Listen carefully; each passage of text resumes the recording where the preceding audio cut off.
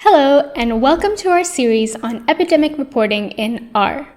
In this lesson, we'll be learning how to create demographic pyramids for epidemiological analysis. We'll be using the ggplot2 package in order to create these plots.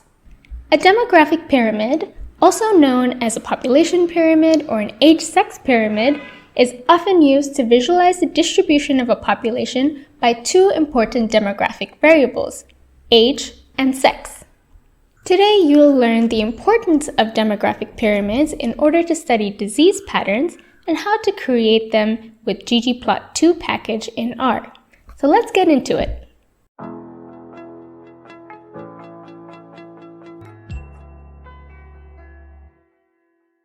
Here are the detailed learning objectives for this lesson. Feel free to pause and read through them here, but we'll come back to them at the end of the lesson and check them off in detail. So what are demographic pyramids? They're a type of graph that show the distribution of a population by age and sex. The graph is divided down the center by male and female members of the population. The y-axis shows the population and the x-axis shows the sex. The overall plot often takes the shape of a pyramid, hence the name of the graph. For example, in this graph, we see the country has a young population, which means the bars at the bottom are wider and get narrower as we go up. Hence, it makes a pyramid shape. A population pyramid has three key features. The first is age groups. As we saw earlier, the pyramid is divided into horizontal bars, each showing a particular age group. The age groups are often divided into 5-year increments, such as 0 to 4, 5 to 9, and so on. The second key feature of demographic pyramids is gender representation. The left side of the plot typically represents males, and the right side of the plot typically represents females. This allows for a quick comparison of the gender distribution across age groups. The third key feature is population size. The length of the bars represents the size of the population of that age group. A longer bar represents a larger population in that age group. We can use ggplot2 to create these pyramids and customize them as we wish. Our target plot for the end of the lesson looks like this one. We'll be plotting the age-sex distribution of HIV cases in Zimbabwe from 2016. When analyzing disease patterns, it's important to look at age and sex-specific vulnerability to diseases. We often want to consider how different diseases affect individuals from different age groups or different sexes differently. Studies have shown that the incidence of TB, HIV, and malaria vary by age and sex, and these age-sex patterns differ by geographic area. We know that the incidence of certain communicable diseases can vary with age. For example, tuberculosis in Africa primarily affects younger age groups. However, in countries where tuberculosis incidence is significantly lower, like in the United States, it's primarily older age groups that are affected by the disease and immunocompromised individuals. Another disease that shows age variation is malaria, where children under 5 account for the large majority of deaths in Africa. HIV is a sexually transmitted virus, so we see age patterns in this disease. Particularly, we see an increase in cases at age groups in the late teens, usually in the onset of puberty and increased sexual activity. We also see sex-specific patterns in HIV, with females having higher incidence, lower age groups like 20s to 40s, and males having higher incidence in older age groups, 40 and above. This could be due to biological vulnerability, sexual activity, or social and economic factors. Observing the distribution of disease burden by age and sex can help to inform national surveillance programs. By identifying which groups are most vulnerable to the disease, we can also inform public health interventions and choose which groups to target. Demographic pyramids can also play a crucial role in assessing data quality of national surveillance systems by helping assess internal and external consistency. External consistency can be evaluated by comparing national surveillance data with global metrics of the same disease. This tells us if the data quality is good and if the national surveillance systems are reliable. Let's take a closer look at our target demographic pyramid and break down how it can be graphed with ggplot2. As you can see, the x-axis is divided into two halves, males and females, which are plotted in opposite directions starting at 0. The units on the x-axis are symmetrical on either side. You can see that it starts from 320 to 320 on either side, and the age groups are labeled along the y-axis. In other words, we can think of it as two bar graphs, one for males and one for females. If we look at just the female half of the pyramid with the axes flipped 90 degrees, you can see that it looks like a regular bar graph, which we know how to plot with geomcol and ggplot2. A demographic pyramid can also be thought of as a specialized version of a stacked bar chart. In a traditional stacked bar chart, the segments are piled on top of each other, starting at 0 and extending outward in one direction. In contrast, a demographic pyramid plots the segments back to back along a central axis. This axis represents a point of division between the two categories, male and female. The bars extend in opposite directions to illustrate the number of cases of each gender. When we start plotting in the next section, you'll notice that the code in ggplot looks quite similar to how we plot a traditional stacked bar chart, the chart on the left, but we need to move the bars to align them to the middle of the x-axis. We do this by negating the male counts so that they go to the left side starting from 0. We'll then change the x-axis labels so that the left side doesn't show up as negative but shows up as the positive x-axis values. This will make more sense as we get into the examples, so let's start coding. Now that we have our conceptual foundation and a clear idea of exactly the kind of plot we want to get, it's time to start coding. We'll begin by loading the required packages for this lesson. We'll start with the tidyverse package for data manipulation. As usual, we need the tidyverse package for data manipulation and plotting. This package includes dplyr, ggplot2, and reader, which we'll use for reading data, plotting, and data wrangling, and data preparation. We need the here package for project relative file paths, which will help us easily locate files, and the apyramid package, which is a package dedicated to plotting demographic pyramids. Now let's run this code chunk to load and install the packages in R. So if you haven't taken a TGC course before, in TGC lessons, we use the function pload from pacman rather than using install packages and library from base R. This is because pacman pload both installs and loads the packages. For example, if you don't have the apyramid package already installed on your computer, you don't need to use both install packages and library. Both can be done in a single step. The next step is data preparation. We're going to import the data, inspect the variables, and then do some data wrangling in order to get the CSV into the correct format for plotting a demographic pyramid. We'll be using a dataset of simulated lined list cases of Zimbabwe HIV cases from 2016. The simulated data is based on a WHO epidemic report from Zimbabwe. For this lesson, we've extracted just the age and sex-related variables from the dataset. Let's start by importing the data into our RStudio environment and taking a closer look at the variables. We'll use the read CSV function from reader to load the dataset, and we can print the data frame and look at variables. Our imported dataset has 28,000 rows and 3 columns: age group, sex, and HIV status. The age groups increase in 5-year increments, going 0 to 4, 5 to 9, and so on.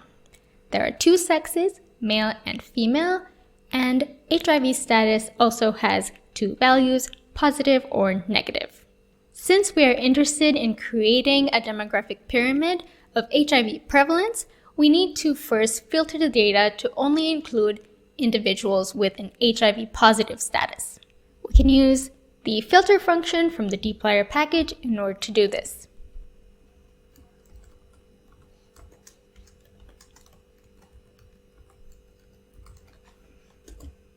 Now when we run this code, we'll create a new data frame called HIV cases. If we view the data frame, it has the same three variables as before, but there's only positive cases in the HIV status column. Next, let's create a summary table showing the total number of cases per age group and sex. To create this aggregated table, we can use the count function from dplyr. I'm going to pass HIV cases to count and specify that I want to aggregate it by age group and sex. Running this code will yield this table. A key thing to notice is that the age groups are in ascending order. It goes from 0 to 4, 5 to 9, and so on.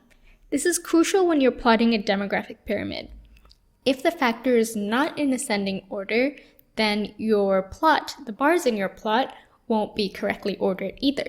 So in your data, if the data is not in ascending order, you need to make sure this is the case, and you can use factor relevel from forcats in order to reorder the factor levels. This will ensure that in your demographic pyramid, the youngest age group will be plotted at the bottom of the x-axis, and the oldest age group will be plotted at the top of the x-axis. The next step in data preparation is to group the line list by age and sex and calculate the total number of cases for each of those groups. This aggregated table that we're going to create is going to look similar to the one we just saw, the frequency table that we created with the count function. Our final summary table is going to look like this one. We have 28 rows and 5 columns. There are 28 rows because we have 14 age groups and 2 sexes per age group. So we've already seen the first 3 variables before when we used the count function. Now we're going to add 2 more columns. There's a column called axis counts where we have positive female totals and negative male totals. This is so that the bars can be plotted in opposite directions on the plot, and we'll soon see how that works. The last column is called axis percent, and it has the total counts but as a percentage of the full number of cases. The reason I named these variables axis counts and axis percent is because we don't actually have a negative number of cases. That's not possible. The reason it says axis counts is simply for the purposes of plotting on the negative side of the axis. That's why they're called axis counts and not total counts. We can use the count and mutate functions from dplyr to get totals for each group and then transform the male values to be negative. To create the summary table, you can code along with me in your code along RMD. So we'll start by naming the dataset, naming it pyramid data, and then we take the HIV cases data frame, which is our line list, and then we pass it to the count function, and we put the same variables that we used in the count function before, so age group and sex. But this time we give it a name, so we give the total column name. And then I'm just going to run this section of code so you can see what the output looks like. So here we have age group and sex and the total. So now we need to add 2 more columns, axis counts and axis percent. So we're going to use mutate, which creates new columns. And so in mutate, I create the axis counts column, and I'm going to say if sex equals male, I want negative of the total column, and else I just want it normal. So the else is for female columns. It can just be total. And to get the axis percent column, we do 100 times axis counts, the one that we just created with the positive and negative male values, and divide it by the total, and we say we want 1 digit for the percentages. So let's run this entire code chunk and see the output. So here you can see we have the 3 columns that we were aiming for before, and we have negated male values both for axis count and for axis percent. Now that we have the correct axis values for the plot, we can go ahead and start plotting with ggplot2.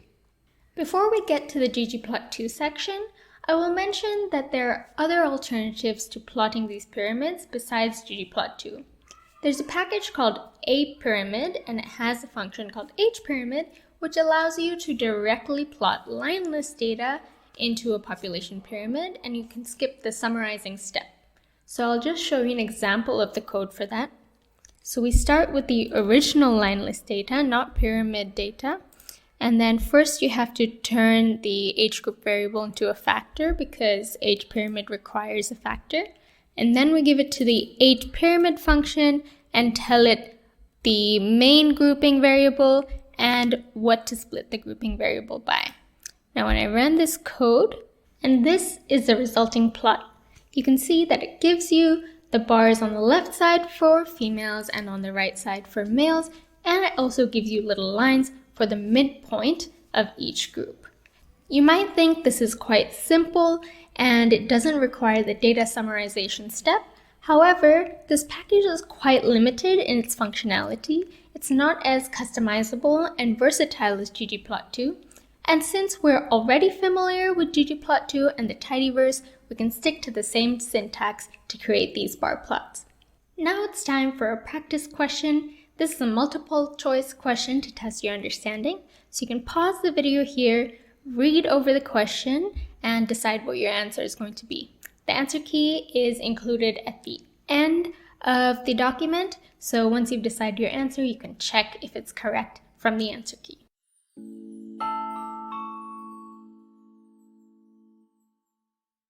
Now without further ado, let's get plotting. As we mentioned earlier, a demographic pyramid is a modified version of a stacked bar plot. The function to create a bar plot in ggplot2 is called geom_call, and we need to plot one categorical variable against a continuous variable. In our case, age group is the categorical variable, and we could use total, axis count, or axis percent as the numeric variable. What makes it stacked is that we assign fill color to a second categorical variable, in this case, sex. So let's look at an example of a simple stacked bar chart. So as usual, we will initialize the plot with the ggplot function, and then we'll give it geom_call to specify the type of graph we want to plot. So we'll put geom_call here, and then we specify the data set. We're going to use the already aggregated data set, pyramid data, for this plot. Okay. Then for our x variable, it's age group, and for our y variable, since we're creating the basic stacked bar plot and not the demographic pyramid, we'll use the total variable, and we'll fill by sex. And theme light just modifies the appearance. So when you run this code, this is the plot that you'll get, with age groups as the 14 categories, and the numeric variable on the y-axis, and then since we split by sex, those bars will be stacked on top of each other. To get closer to a demographic pyramid, we might want to make the bars horizontal. To do that, we can use the chord flip function in ggplot. So let me go ahead and add that as the final layer.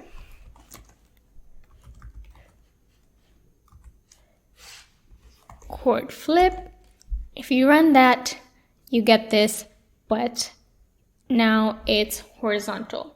So we're getting closer to a demographic pyramid. But now, instead of using the total column, which is all positive, we're going to use the axis counts column, which has male values as negative and female values as positive, so they'll start at 0 and be plotted in opposite directions.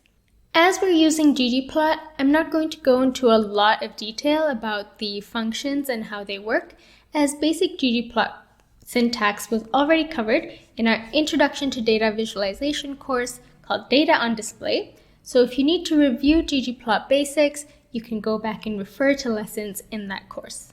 So for the demographic pyramid, we're going to build on the stacked bar plot code that we just created above. This time we'll use axis count instead of total, since that has the negative male values. So here we have pretty much the exact same code as the stacked bar plot from earlier. The only difference is we're going to use axis counts instead of total, and I'm assigning this to an object called demo pyramid. This is so that we can build more layers onto this base plot in the next section. So let's run this whole code chunk and see what we get. By using the variable axis counts, which has negative male counts, we've adjusted the bars along the horizontal axis. So we use the same stacked bar plot code and just change it to the transformed variable that we prepared in the data preparation step with mutate. We can also create a similar demographic pyramid, but this time the units of the axis will be percentages, not the raw count totals. So we're going to use axis percent as our y variable. So we see that in the age group of 40 to 44, there were about 8% of the cases were from the females and about 6% were from males. So we can see that in the 40 to 44 age group, for the female bar, it's around 8%, and for the male bar, it's a little more than 6%. Now it's time for a couple of practice questions. You can pause the video here, read through these multiple choice questions, and you can check your answers in the answer key at the end of the document.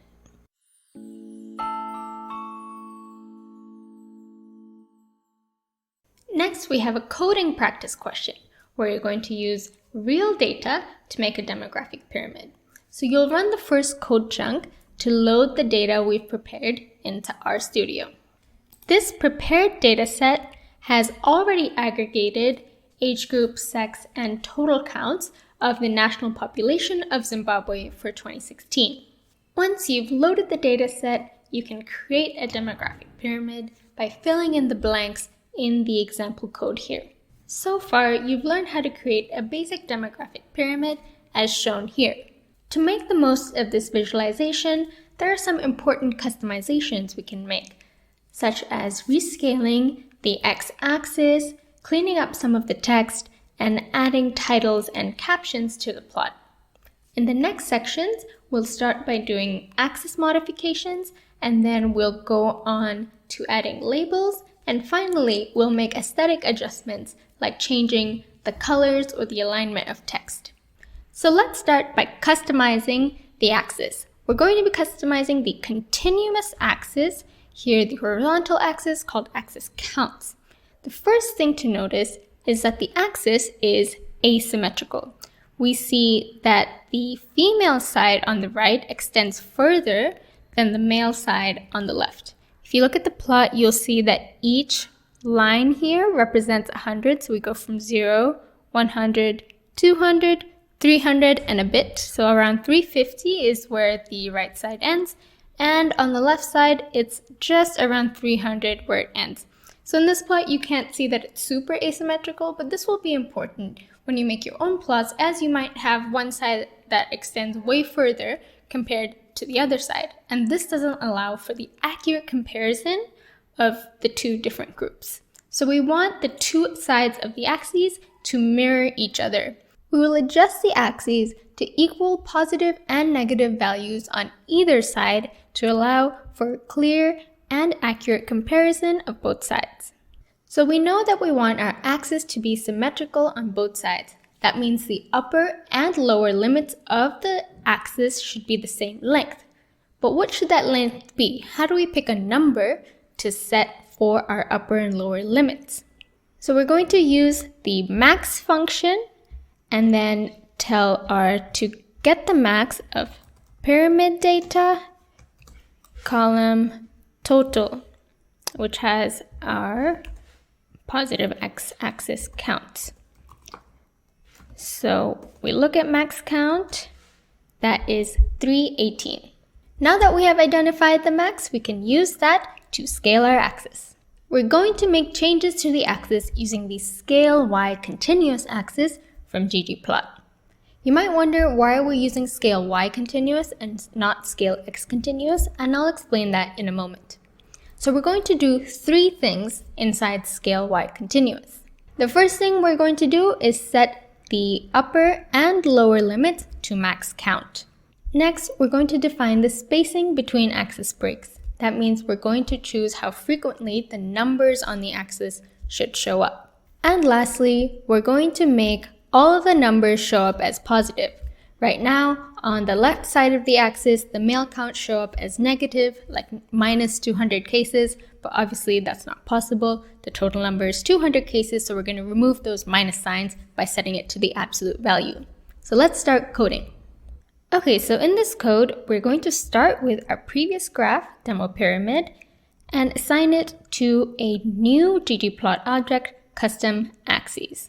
So we're going to build on demo pyramid and add more layers. So as I said, we're going to be using scale y continuous as the scale function to adapt demo pyramid. Inside the scale y continuous, we can perform our first task, setting the upper and lower axis limits. We use this with limits equals, and then we tell it the upper and lower limits. We're going to set these both to max count.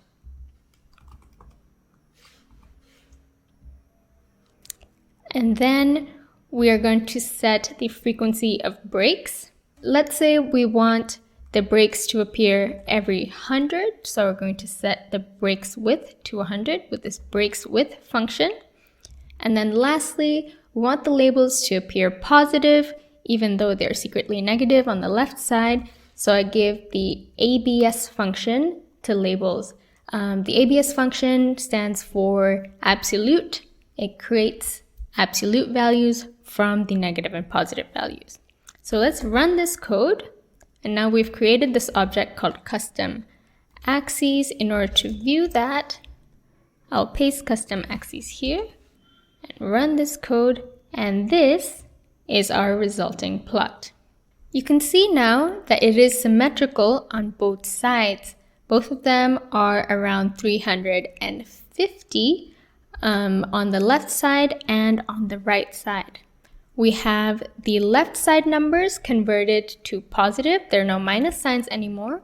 And before, we only had labels at 0 and 200 and minus 200.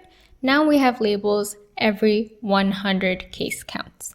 Let's compare the before and after by looking at these two plots side by side. So before we rescaled the axes, we had an asymmetrical axis with 350 on the right side and about 300 on the left side. Now it's symmetrical. They're both the same length on either side. We've removed the minus signs and we've added more frequent labeling so that we are clearer on what number we're looking at if we're just looking at the individual bars here. Here on the screen is a bullet point summary of how we made those changes using ggplot code. Scale functions have been covered in our intro ggplot, so I won't go into detail in them here, but you can pause and look at it if you'd like a deeper understanding of how the code created each one of these modifications. So although it looks like we just made changes to the x-axis, the horizontal axis, we were actually changing y-axis elements. How can this be? The code that we used to create the original demo pyramid plot, which we are now modifying, had x equals age group and y equals axis counts. We then later added chord flip to flip the x and y axes so they show up differently. This is why we need to use scale y continuous and not scale x continuous, because ggplot still considers the y-axis to be axis counts, though chord flip artificially manipulates those. So it might make more sense to actually plot y to age group and x to axis counts from the beginning.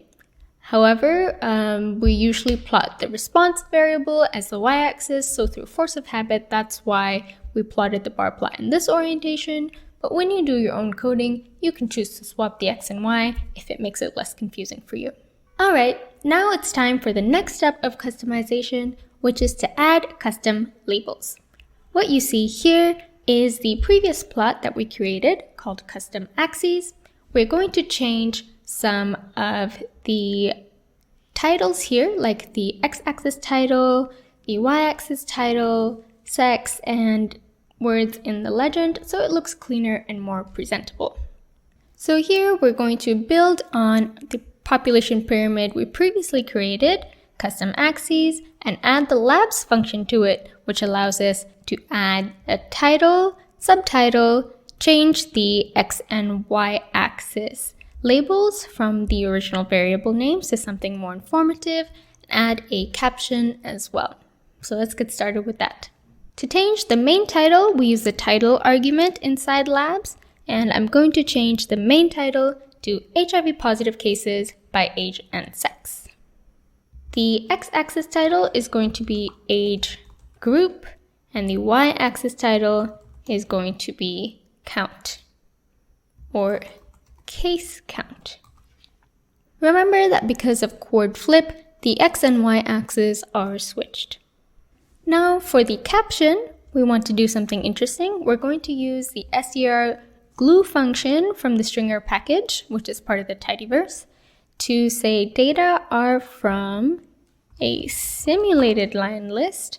And then here what the stringer package allows us to do is insert some R code in here, and the output of that R code will be displayed in the caption.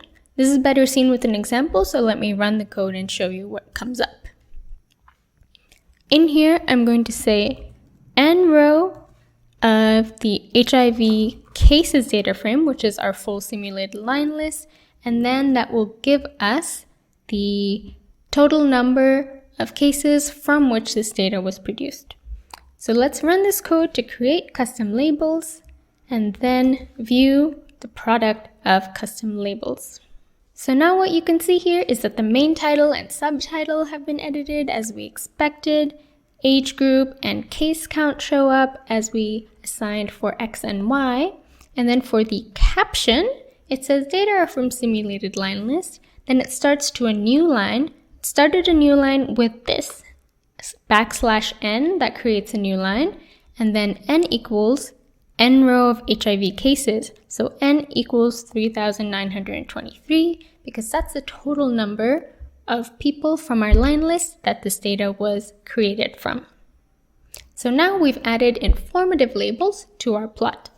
And finally, it's time to make some stylistic adjustments to our plot. We're going to enhance the color scheme and theme elements of the plot, which means non-data elements of the plot. So again, we're going to build upon the previous plot, which we called custom labels, and make a new plot called custom color theme. First, we're going to use scale fill manual, which changes things in the fill legend. So the fill legend showed up on the right side of our plot. It said sex, male and female. So first, we're going to change the color values that fill the bars. So we're going to have female equals light blue and male equals dark blue. So that'll change the color of the bars. We also want to capitalize the legend labels. So instead of lowercase f, we want uppercase F for female and uppercase M for male. We're also going to make adjustments to the theme elements. So the theme function in ggplot allows us to specify really specific elements on the plot and how to modify those. So in theme, the axis line argument can change the X and Y axis look. So we're going to say that the line of the axis should be color black. So we're going to make the X and Y axis line colors black instead of the kind of light gray that we had before. Next, we're going to center the title and subtitle. So HJust stands for horizontal justification. And so for the plot title, the text, we're going to say horizontal justification equals 0.5, which means halfway through the plot, which will center it. Same for the plot subtitle, HJust equals 0.5. and then we can make some text formatting to the caption. So it used to be on the bottom right of the plot, which is the default in ggplot. We're going to say instead h_0, which means it goes all the way back to the left side of the plot. It's left aligned. We can increase the font size since it was pretty small, and then we can change the face to italic. You can set font face to italic, bold, etc. So now, once we run this code, we've created the custom color theme object, and then we just run the plot name to see the changes that we've made. So you can see the most noticeable difference is that the colors are different. Rather than the default ggplot teal and orange, we have light blue and dark blue as we asked for. We have centered the plot title that was previously left aligned. We have this darker black line for the X and Y axes. Here we've capitalized the legend text to be capital F female and capital M male. And here you can see that this caption is italicized. We can actually capitalize this sex word here as well. We would do that with the labs function. So let's quickly go back to here. And in the labs function, after y, we can add fill equals sex. This is the label for the fill legend. So we run this and look at custom labels. It has capital S on sex, and then if we rerun this code, we've got a capital S for sex here as well. So now the labels look much cleaner, more professional, and ready to add in your reports.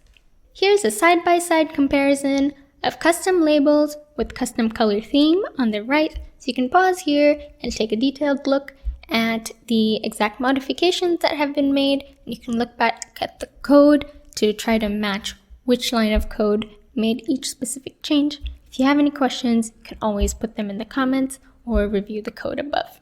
As we've seen, demographic pyramids are an essential tool for visualizing the distribution of specific diseases across age groups and sex.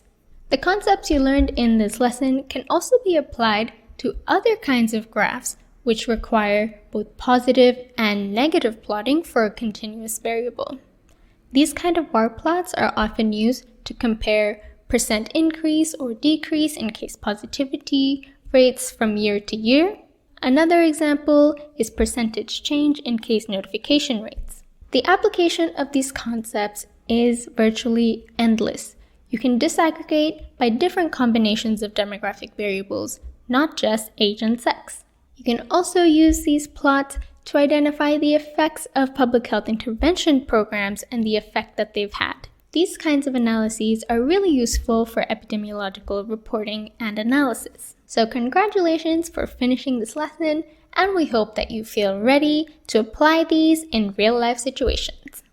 Congratulations on finishing this lesson. We hope you now feel comfortable applying these ggplot2 skills to create demographic pyramids. This is just the first lesson on our series on epidemic reporting. You can visit thegraphcourses.org to see the rest of the lessons in this course. We hope to see you in the next lesson. Thank you and goodbye. For more resources, visit our website where you can track your progress, access interactive quizzes and lesson notes, and connect with our teachers and other learners like you. And if you'd like a more guided experience, we also offer live online bootcamps with expert help. So join us at thegraphcourses.org to start your learning journey today.